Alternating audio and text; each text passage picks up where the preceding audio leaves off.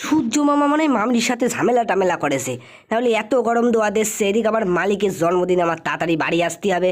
বাড়ি এসে দেখি বাপু জন্মদিনে প্রচুর লোক, কিন্তু বাপু এই রকম জন্মদিন আমি কোনোদিন দেখিনি।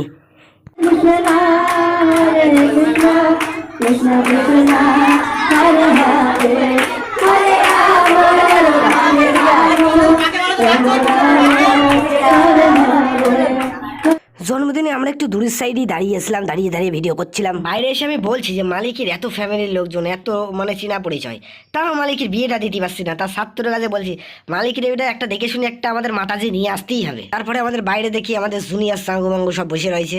সব জন্মদিন পালন করার পরে গরমের ঠেলায় আর থাকতে পারছিলাম না। তারপরে মালিক আমাদের জুনিয়র টিমের সাথে একটু দেখা করতে চলে আসলো। একদম জামাই জামাই লাগছে মালিকের, বিয়েটা দিতে পারছি না, এরই আছে আমাদের কষ্ট। তারপর শেষে আমরা খাওয়া দাওয়া শুরু করে দিলাম। আমরা খাওয়া দাওয়া করি, তোমরা লাইক কমেন্ট